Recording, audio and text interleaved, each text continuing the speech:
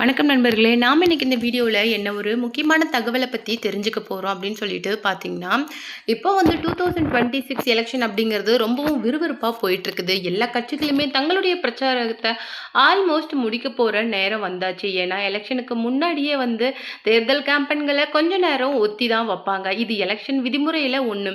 அந்த வகையில் இப்போ சுறுசுறுப்பாக போயிட்டுருக்கிற இந்த எலெக்ஷன் பிரச்சாரத்தில் ஒரு முக்கியமான விஷயம் நடந்திருக்குது. அதாவது பிக் பாஸ்ல இருந்து ஃபேமஸான ஜூலி வந்து நிறைய விஷயங்களை இன்னைக்கு டிவிக்கே பற்றி விமர்சிச்சுட்டு வராங்க. அந்த வகையில் தாவேகா தலைவர் விஜயை பற்றியே நிறைய விஷயங்களை ஓப்பனாக பேசிட்டு வராங்க. இந்த விஷயத்துக்கு எதிராக இப்போ அனிதா வந்து சொல்லியிருக்கிற ஒரு விஷயம்தான், ஜூலியை பற்றி பேசின அந்த விஷயம்தான் இன்னைக்கு சமூக வலைதளங்களில் மிகவும் வைரலாக போயிட்டுருக்கு. அதில் அவங்க என்ன பேசினாங்க அப்படிங்கிற ஒரு விஷயத்தை தான் நாம் இன்னைக்கு இந்த வீடியோவில் டீட்டெயிலாக பார்க்க போகிறோம். அது மட்டும் கிடையாது, அவங்களுக்கு ஆதரவாக ரசிகர்கள் நிறைய பேர் என்ன சொல்லியிருக்காங்க அப்படிங்கிறதையும் இந்த வீடியோவில் நாம டீட்டெயிலாக பார்க்கலாம். வீடியோக்குள்ளே போகிறதுக்கு முன்னாடி நீங்கள் நம்ம சிபி ட்ரெண்டிங்க்கு புதியவராக இருந்தால் மறக்காமல் நம்ம சேனலை சப்ஸ்கிரைப் பண்ணி ஃபாலோ பண்ணிக்கோங்க. வாங்க வீடியோக்குள்ளே போகலாம்.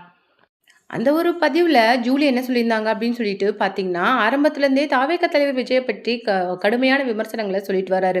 அதாவது அவருடைய டிவோர்ஸ் கேஸ் வந்து கோர்ட்டில் வந்ததுலேருந்தே நிறைய விஷயங்கள் வந்து அவரை பற்றி தப்பாக வந்து பேசிகிட்டு இருக்கிறாங்க.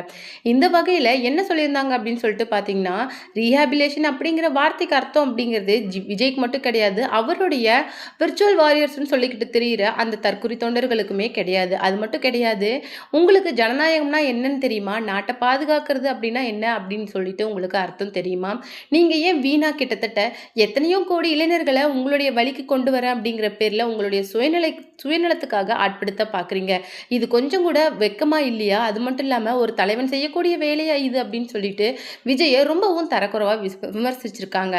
அது மட்டும் கிடையாது, நீங்க வந்து எந்த பெரம்பூர்ல தான் நீங்க இடத்தை நிற்க போறீங்க அப்படிங்கிற விஷயம் வந்து நல்லாவே தெரியும். கண்டிப்பா நீங்க எப்போ பிரச்சாரத்தை ஸ்டார்ட் பண்ணுவீங்க அப்படின்னு சொல்லிட்டு மறக்காம எனக்கு இன்ஃபார்ம் பண்ணிடுங்க. ஏன்னா அப்போ தான் உங்களை பற்றின விஷயங்களை மக்கள்கிட்ட ரொம்ப தெளிவாக எடுத்துரைக்கிறதுக்கு எனக்கு ஈஸியாக இருக்கும்.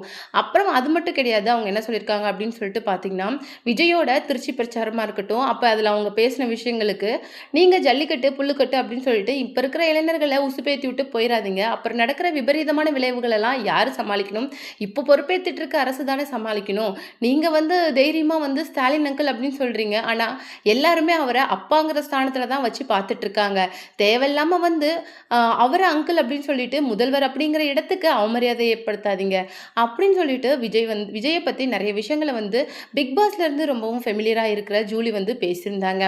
அதுக்கு நிறைய பெண்கள், அதாவது நிறைய பெண்களே வந்து இதுக்கு எதிர்ப்பு தெரிவித்து நிறைய விஷயங்கள் பேசியிருந்தாங்க. அது மட்டும் இல்லாமல் ஜூலி வந்து ஹாஸ்பிட்டலில் பண்ண சில விஷயங்களை பற்றியும் நிறைய பேர் ஆதாரத்தோட தெரிவிச்சிருந்தாங்க.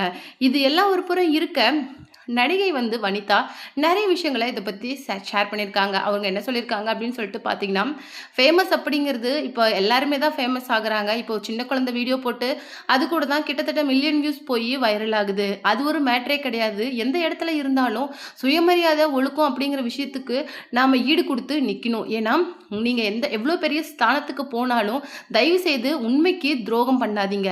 ஏன்னா உங்களுக்கு தெரியும் இப்போ நடக்கிறதுல எது உண்மை எது பொய் அப்படின்னு சொல்லிட்டு.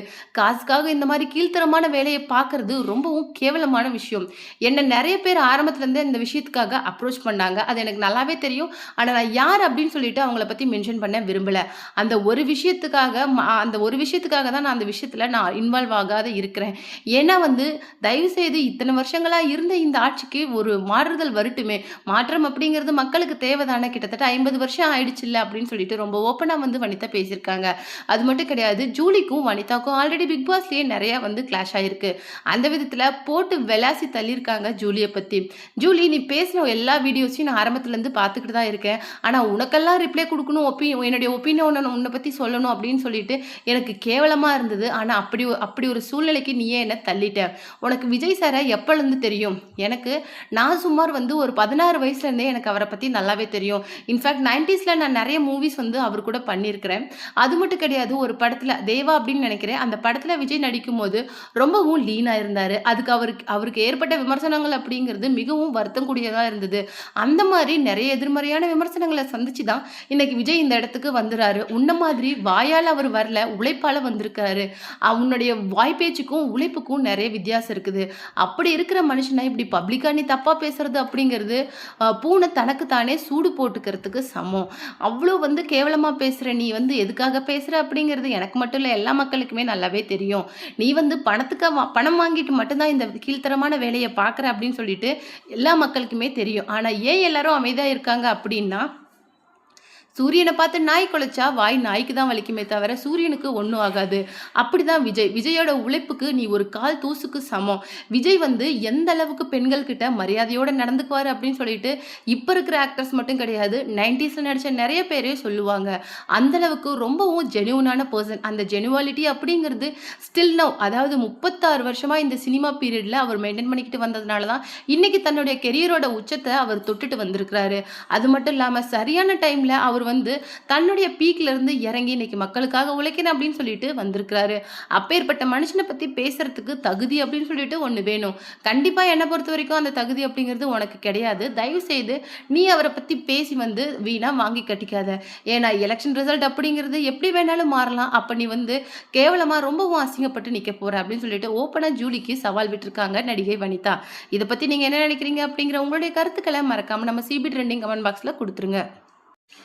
இது ஒரு புறம் இருக்க, பிக் பாஸ் ஃபேமஸான தாமரைக்கு ஒரு வீடியோவை இன்னைக்கு ஆதி அமுச்சு வச்சுருக்காங்க. அக்கா, நான் எந்த தப்புமே பண்ணலை, ஆனால் எந்த தப்பும் பண்ணாத என்ன நீங்கள் இப்படி ஒரு இடத்துல நிற்க வச்சுட்டீங்க. இன்ஃபேக்ட் எனக்கு ஏதாவது ஆச்சுன்னா அதுக்கு முழுக்க முழுக்க நீங்கள் தான் காரணம். ஏன்னா நான் ஒரு எந்த தப்புமே பண்ணலை, என்னால் முடிஞ்ச அளவுக்கு நான் சம்பாரித்தேன். அந்த சம்பாதித்துலேயும் நான் நிறைய பேருக்கு ஹெல்ப் பண்ணினேன், நிறைய பெண்களுக்கு நான் ஹெல்ப் பண்ணினேன். ஆனால் என்னை பற்றி இப்போ நீங்கள் பேசுகிறதும் ஸ்வேதா பேசுகிறதும் அப்படிங்கிறது எனக்கு சுத்தமாகவே புரியல. இன்ஃபேக்ட் ஏன் இந்த மாதிரி பண்றாங்க அப்படின்னு தெரியல. கண்டிப்பா நான் ப்ரமோஷன் பண்ணி யாரையும் ஏமாத்தல, நிறைய பேருக்கு உதவி பண்ணியிருக்கேன்.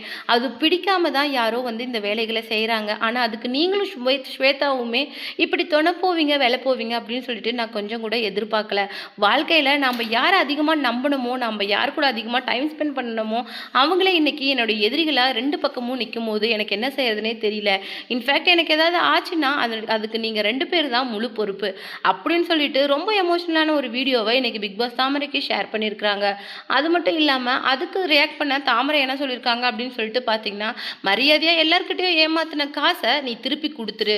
நீ திருப்பி கொடுத்துட்டீங்கன்னா மேபி இந்த பிரச்சனையிலேருந்து நீ வெளியில் வரத்துக்கு நிறைய வாய்ப்புகள் இருக்குது.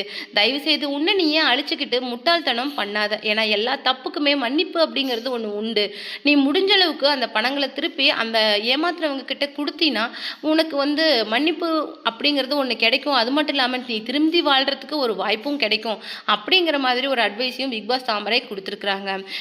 இந்த விஷயம் ரொம்ப நாளாக போயிட்டு இருந்தாலும் இன்னமும் ஆதியை அரெஸ்ட் பண்ண முடியலங்கிற ஒரு விஷயத்த இன்னைக்கு போலீஸ் தெரிவிக்கிறாங்க. இன்னும் ஒரு மேலே எஃப்ஐஆர் கம்ப்ளைண்ட் கொடுத்தும் நிறைய பேர் கம்ப்ளைண்ட் கொடுத்தும் ஆதி மேலே நடவடிக்கை எடுக்காததுக்கு என்ன காரணம் அப்படிங்கிறது யாருக்குமே இன்னும் தெரியல.